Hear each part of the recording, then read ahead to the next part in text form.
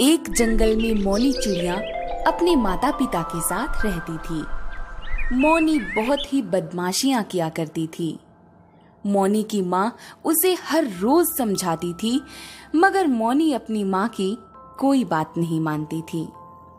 देखो मौनी, मेरी तबीयत सही नहीं रहती, कब मुझे क्या हो जाए। तुम जिम्मेदार बन जाओ बेटा, वरना बाद में तुम्हें बहुत परेशानी होगी। माँ, आप हमेशा मेरे साथ रहेंगी, मुझे क्या जरूरत ये सब चीज सीखने की। मौनी पूरे जंगल में खुलकर घूमा करती थी, मस्तियां किया करती थी। वो बहुत ही खुशी से अपना जीवन बिताती थी। मगर एक दिन अचानक उसकी माँ की मौत हो गई। माँ, आप ऐसे नहीं जा सकती, मैं आपके बिना कैसे रहूंगी। माँ, आप वापस आ जाओ, मैं काम सीख लूंगी। काफी दिन बीत जाते हैं। मौनी अपने माँ के जाने के गम से निकल नहीं पाती।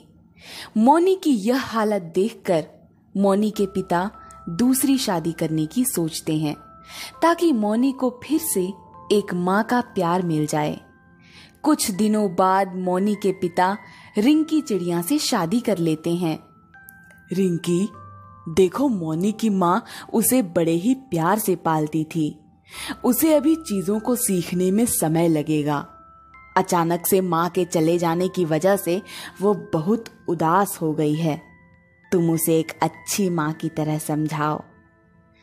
आप चिंता ना करें, मैं उसे पहले जैसी हंसती खेलती मौनी बना दूंगी। मौनी के पिता अब निश्चिंत होकर दूसरे जंगल काम से चले गए।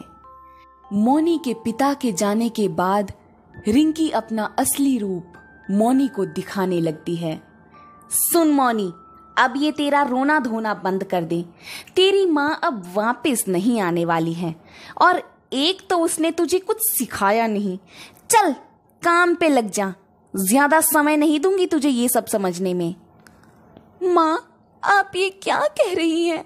मुझे ये सब काम नहीं आता है। ले पकड़, ये रही झाड़ू और शुरू हो जा। सारी चिड़ियां ये सब काम करना जानती हैं। तू कौन सी महारानी है जो तुझे नहीं आता ये सब काम। मौनी रोते रोते काम शुरू कर देती है। उसी दिन रिंकी की कुछ दोस्त रिंकी से मिलने आने वाले थे। मौनी, आज तुझे सारे काम करने होंगे, और मेरे दोस्तों को कोई परेशानी हुई तो मुझसे बुरा कोई नहीं होगा। रिंकी के सभी दोस्त रिंकी से मिलने लगते हैं। रिंकी लगातार मौनी से काम करवाती जा रही थी। मौनी की बहुत ज्यादा तबीयत खराब हो गई थी, लेकिन वह डर से रिंकी को कुछ नहीं बता रही थी। मौनी, मेरे दोस्तों के लिए जूस लेकर आ। मौनी जैसे ही जूस लेकर आई, उसे चक्कर आ गया और सारा जूस रिंकी के दोस्तों के ऊपर गिर गया।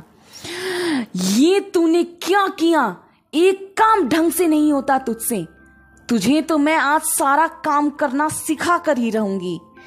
और फिर मौनी को दूसरे कमरे में बंद कर रिंकी उसकी बहुत पिटाई करती है और लगातार मारना शुरू कर देती है।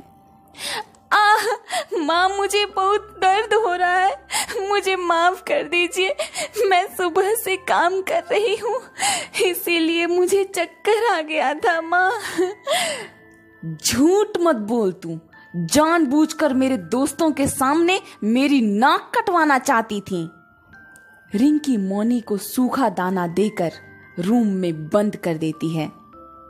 अगले दिन मौनी के पिता वापस आने वाले थे, इसीलिए रिंकी ने मौनी को रूम से निकालकर अच्छे अच्छे खाने खिलाए और उसे धमका कर कहा, अगर तूने गलती से भी अपने पिता को कुछ कहा तो याद रखना, कल जितना मारी थी उससे ज्यादा मारूंगी। मौनी बहुत डर जाती है और चुप रह जाती है।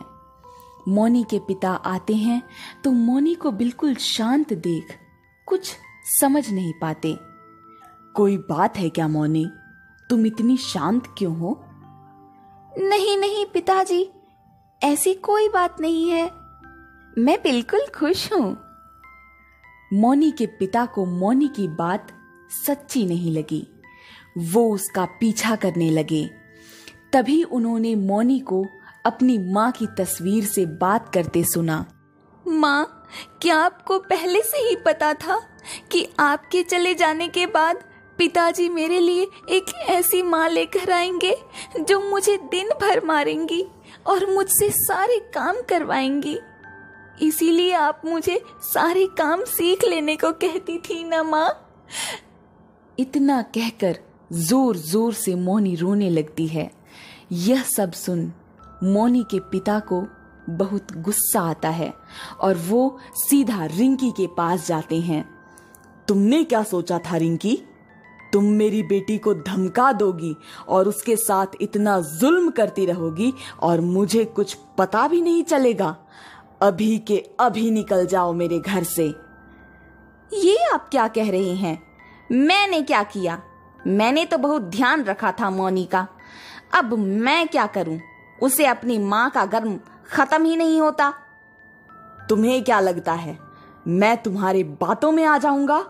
मैं सब जान चुका हूं। निकल जाओ मेरे घर से। और रिंकी को घर से निकाल देते हैं। पिताजी, अब मैं सब सीख गई हूँ। मुझे कोई नई माँ की जरूरत नहीं है। मैं आपके साथ बहुत खुश हूँ पिताजी।